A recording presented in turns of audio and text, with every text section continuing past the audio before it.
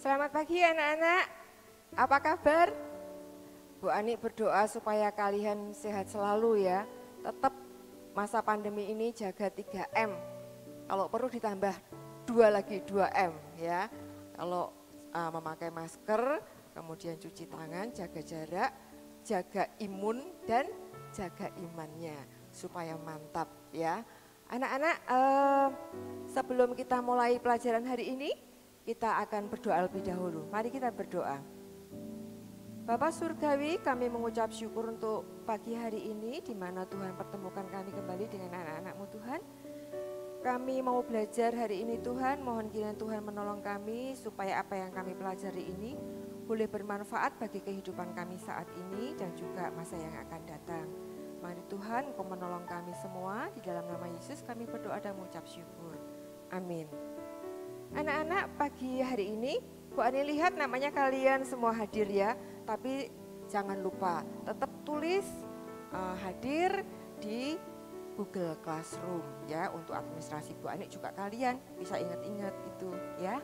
Oke anak-anak, kita akan coba melihat ke belakang dulu di semester 1 ya, materi yang sudah kita lalui ya. Yang terakhir adalah tentang pajak. Apa itu pajak ya? Pajak adalah iuran wajib kepada negara berdasarkan undang-undang.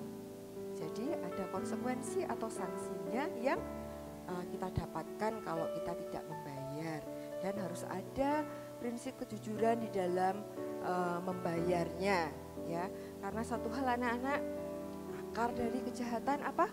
Cinta akan uang. Hati-hati ya. Apalagi nanti yang kita bicarakan ini adalah tentang anggaran ya. Anggaran belanja negara. Waduh, cukupnya besar sekali. Tapi anak-anak, sebelum kita membicarakan anggaran pendapatan belanja negara, Bu Ani akan kasih ilustrasi sedikit apa sih itu ya. Nah, anak-anak coba ketika kalian membuat suatu event atau apa ya namanya kegiatan, misalkan baksos ya. Baksos itu mesti kan ada mengumpulkan uang sebagai pemasukan ya, penerimaan. Kemudian kita mau adakan apa ya, misalkan bagi paket sembako, mau dibagi berapa bikin paketnya, kemudian harganya per paket berapa. Nah itu harus dianggarkan dengan benar supaya tidak nanti waduh kehabisan uangnya ya. Nah itu harus dirinci. Nah itu skop kecil. Nah skop besarnya gimana? Negara ya. Nanti yang akan kita pelajari adalah anggaran pendapatan belanja negara. Nah ini perlu integritas yang sangat tinggi anak-anak ya. Seseorang yang mengelola keuangan negara. Nah anak-anak, baiklah kita akan melihat kompetensi dasar apa di APBN ini ya, yaitu menganalisis APBN dalam pembangunan ekonomi. Kemudian tujuan pembelajaran yang akan dicapai apa? Ya, 1, menjelaskan pengertian APBN, lalu mengidentifikasikan fungsi dan tujuan penyusunan APBN, mengidentifikasikan sumber-sumber penerimaan negara dan juga pengeluaran negara, lalu mempresentasikan. Oke, lanjut. APBN sendiri itu apa pengertiannya anak-anak? Ya, suatu daftar yang memuat secara rinci tentang sumber-sumber penerimaan negara dan juga alokasi pengeluarannya dalam jangka waktu tertentu, biasanya dalam 1 tahun. Nah tahun anggaran ini periodenya 1 Januari sampai 31 Desember. Nah fungsinya apa anak-anak? Ya, fungsinya adalah ada 3. Fungsi alokasi, distribusi, dan juga stabilisasi. Nah nanti bisa kalian lengkapi sendiri waktu menulis handout-nya. Lalu tujuan penyusunan anggaran pendapatan belanja ini apa anak-anak? Yaitu sebagai pedoman pendapatan dan pembelanjaan negara dalam melaksanakan tugas kenegaraannya, meningkatkan pertumbuhan ekonomi dan kemakmuran masyarakat. Lalu sumbernya dari mana ya? Lalu belanjanya apa saja? Nah, sumber-sumber penerimaan negara ini seperti yang sudah kita awali tadi, Ya, salah satunya adalah penerimaan pajak. Wah, penerimaan pajak ini banyak, ada dari dalam negeri dan luar negeri. Nah, itu nanti kalian lengkapi di dalam membuat handout-nya. Lalu penerimaan yang bukan pajak, itu dari mana saja ya? Nah, ini salah satunya yaitu pendapatan dari sumber daya alam. Pendapatan dari sumber daya alam ini ada dari migas dan non-migas. Kalau migas jelas ya minyak dan gas.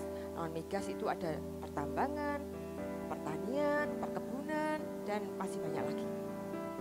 Lalu pendapatan bagian dari laba BUMN. Semua BUMN yaitu ya antara lain perbankan dan bukan perbankan. Ya, lainnya masih ada. Lalu hibah. Semua penerimaan negara baik berupa devisa atau rupiah, itu baik berupa barang maupun jasa, dan surat berharga yang lainnya yang tidak mengikat, namanya hibah, tidak mengikat ya, baik dari dalam dan luar negeri. Lalu belanja negaranya apa ya? Kalau tadi kan sudah penerimaannya, sekarang belanja negaranya apa?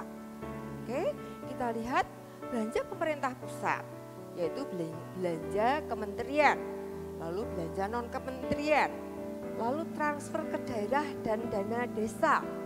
Apa saja ya transfer ke daerah antara lain dana alokasi umum, lalu dana alokasi khusus, ada dana insentif daerah, atau bisa dicontohkan misalkan BOS ya, bantuan BOS yang kalian terima itu salah satunya dari sini ya. Kemudian banyak proyek di daerah yang lainnya, pembangunan di daerah-daerah itu, nah itu dari sini, diambil dari sini. Kemudian dana desa. Kita lanjutkan. Lalu prinsip penyusunan APBN sendiri apa saja? Yang pertama adalah aspek pendapatan, ya. Terdiri dari 3, yaitu mengintensifkan penerimaan sektor anggaran, mengintensifkan penagihan dan pemungutan piutang negara, lalu mengintensifkan tuntutan ganti rugi. Kalau ada ganti rugi ya pemerintah harus meminta segera ya. Lalu aspek pengeluaran negara ada 3, harus bagaimana? Hemat, tidak boros, efisien dan berdaya guna, terarah, terkendali sesuai dengan anggaran. Yang ketiga, mengusahakan semaksimal mungkin ya untuk pembelian produk dalam negeri. Lalu asas penyusunan APBN apa saja anak-anak? Kemandirian. Kemandirian ini diartikan dengan kemampuan negara sendiri ya, sesuai dengan kemampuan negara. Lalu penghematan atau peningkatan efisiensi dan produktivitas. Lalu penajaman prioritas. Lanjutnya landasan hukum. Landasan hukumnya apa anak-anak? Ada 3 ya. Undang-Undang Dasar 45 Pasal 23 ayat 1, kemudian Undang-Undang Nomor 17 Tahun 2003 tentang Keuangan Negara, yang satu Undang-Undang Nomor 33 Tahun 2004 tentang perimbangan keuangan pemerintah pusat dan daerah. Lalu penyusunan APBN. Nah, ini perlu kamu tahu anak-anak. Penyusunan APBN gimana ya caranya? Dalam hal ini pemerintah, yaitu presiden, itu menyusun RAPBN ya dalam bentuk nota keuangan ya.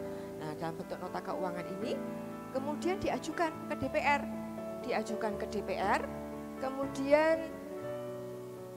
dirapatkan ya atau disidangkan oleh anggota-anggota DPR. Kemudian nah, kalau sudah dirapatkan begini, ya ditolak enggak? Kalau ditolak, APBN ini pakai tahun yang lalu. Kalau disetujui atau diterima, APBN yang baru ini tadi dikembalikan, ya sudah dikerjakan atau dilaksanakan, gitu ya. Lalu anak-anak, satu hal lagi tadi Bu Ani bilang bahwa APBN ini skopnya besar, negara. Jadi siapapun harus mempunyai suatu integritas yang tinggi, ya.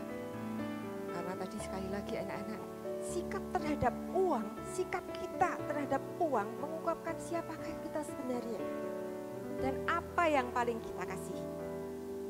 Ya. Kalau kita fokusnya uang besok ya, kalau kalian sudah kerja, wah aku harus punya banyak uang, harus aku kejar uang. Yang di sini hanya ada uang, maka segala cara dapat kalian lakukan. Dan itu bahaya.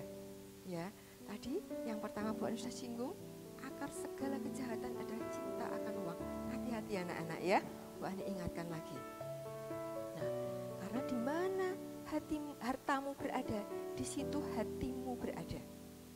Tidak mungkin kita menjadi manusia rohani tanpa mengatur uang kita dengan bijaksana. Karena di mana hartamu berada, di situ juga hatimu berada. Ada di Matius 6 ayat 21. Anak-anak, kalau kita diberikan satu tugas, mungkin di sekolah, ya toh, atau kelak nanti kamu ingat ini. Kalau di sekolah misalkan di kelas, kalian diberikan suatu tanggung jawab untuk jadi bendahara kelas. Kalian harus memanage uang kelas dengan baik. Iuran kelas dengan temanmu dikumpulkan. Untuk apa penggunaannya harus ada laporan dengan baik dan penuh dengan tanggung jawab. Kalau suatu saat nanti kamu bekerja, kamu ingat betul ya, hari ini pelajaran hari ini harus mempunyai suatu integritas yang tinggi ya. Pengelolaan uang pribadi pun bisa kalian lakukan.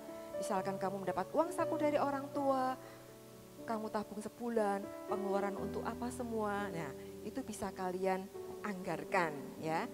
Oke anak-anak, satu hal lagi, tugas untuk kalian. Oke, nah buatlah 2 pertanyaan yang berbeda dari gambar 2 yang berbeda ini yang kaitannya dengan APBN dan APBD. Ada gambar tambang dan ada gambar retribusi ya, pendapatan daerah, retribusi apa saja. Oke, terima kasih anak-anak. Demikian kita belajar tentang APBN. Tuhan memberkati, kita akan berdoa. Saya hantarkan. Kami bersyukur Tuhan untuk pagi hari ini kami boleh belajar tentang APBN. Kami bersyukur bahwa hari ini kami boleh mendapatkan pelajaran yang baik, di mana kami harus menjaga integritas kami sebagai anak-anak Tuhan, menjaga kejujuran kami Tuhan. Terima kasih, biarlah pelajaran hari ini boleh bermanfaat bagi kami dan juga kehidupan kami kelak. Terima kasih Tuhan, ampuni segala dosa dan salah kami. Dalam nama Yesus kami berdoa dan bersyukur. Amin. Tuhan memberkati.